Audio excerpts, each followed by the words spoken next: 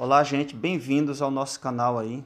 Peço a todos que deixem um like aí e compartilhe também esse vídeo aí em suas redes sociais. E também, quem não é inscrito, se inscreva aí, que nós temos muitos assuntos ainda a tratar. Nós estamos apenas no começo do nosso canal de escatologia. Hoje nós vamos falar um pouco sobre dispensações. Eu vou ler aqui um artigo do pastor Robert Jim Jr., que é um pastor sênior dos Estados Unidos, e ele fez aqui um artigo sobre esse tema e eu achei interessante ler aqui, ok? Também eu vou deixar logo aqui também registrado que esses artigos eles são da Bíblia de Estudo Profética Tim LaHaye, ok, gente? Então tem muitos artigos aqui nessa Bíblia e eu pretendo fazer alguns vídeos por ela, já que essa Bíblia não está mais no mercado. Então vamos ler aqui o texto, né?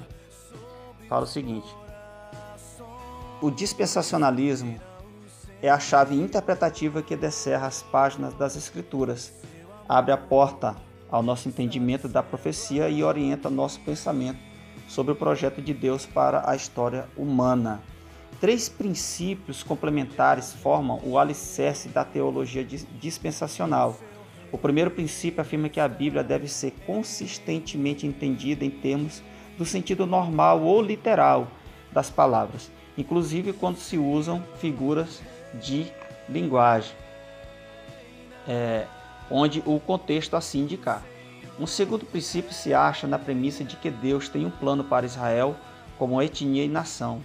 Plano esse que é distinto do seu plano para a Igreja do Novo Testamento. O terceiro princípio do dispensacionalismo é que a história humana é o desenrolar do plano eterno de Deus que culmina na obtenção da máxima glória possível para o seu nome. A palavra grega para dispensação ou economia significa administração ou mordomia.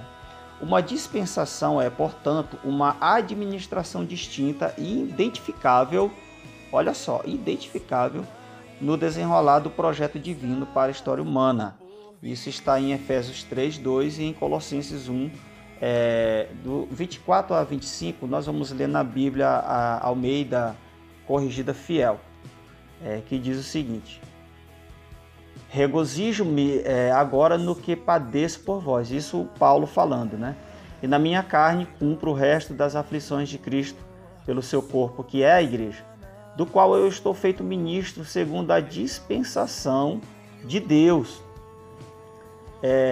que me foi concedida para convosco, para cumprir a palavra de Deus. O ministério que esteve oculto desde todos os séculos e em todas as gerações, e que agora foi manifesto aos seus santos.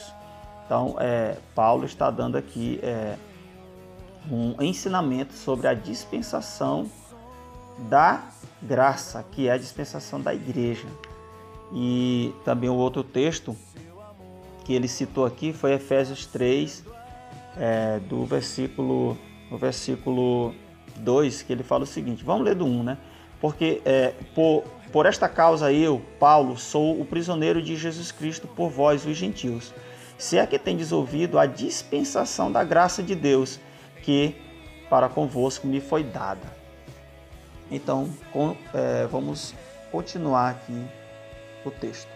Deus administra a totalidade da história humana como se fosse sua casa, conduzindo a humanidade ao longo dos estágios sequenciais de sua administração. Cada estágio ou dispensação é determinado pelo nível de revelação que Deus ofereceu até aquela ocasião na história.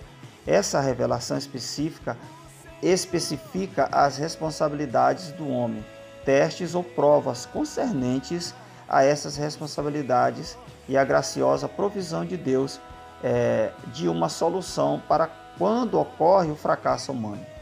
Embora cada dispensação tenha características distintas e identificáveis, as verdades e os princípios da revelação divina e do plano de redenção permanecem constantes. A salvação é pela graça, por meio da fé exclusivamente em Cristo. Antes da cruz, a fé aguardava o cumprimento da promessa divina de salvação pela obra do Messias. A partir da crucificação de Jesus Cristo, a fé olha para trás, contemplando sua obra substitutiva e expiatória completa na cruz. Outras características são modificadas à medida que a revelação divina progride, tal como aconteceu, por exemplo, com o sacrifício de animais.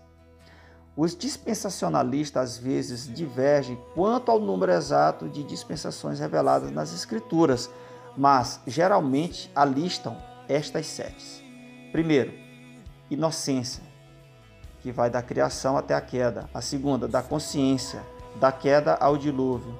Terceira, governo humano, do dilúvio a Abraão. Quarta, promessa, de Abraão a Moisés. Quinta, a lei mosaica, de Moisés até a cruz. Sexta, era da igreja, do Pentecoste ao arrebatamento. E sétima, reino milenar, o reino literal de 1000 anos de Jesus Cristo depois da sua segunda vinda. A teologia dispensacional nos permite entender corretamente o calendário profético de Deus para a humanidade. A presente era focaliza a igreja como povo de Deus em lugar de Israel. No entanto, para que a profecia de Daniel 9:27 se cumpra literalmente do mesmo modo que as primeiras 69 semanas se cumpriram, a igreja precisa ser removida da terra. Claro, isso na visão pré-tribulacionista. Somente então Deus começará a cumprir tudo o que prometeu a Israel no Antigo Testamento. A remoção da igreja é chamada de arrebatamento, e isso está em 1 Tessalonicenses 4, 16 e 17.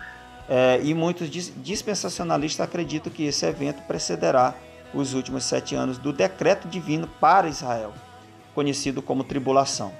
Esses 7 anos, que são tecnicamente um cumprimento da era da lei mosaica, começam depois do arrebatamento da igreja e terminam com a segunda vinda. Assim, a doutrina do arrebatamento pré-tribulacional da igreja é intimamente identificada com a teologia dispensacional. Então, gente, esse é o artigo do pastor Robert Dean Jr., ele é pré-tribulacionista, né?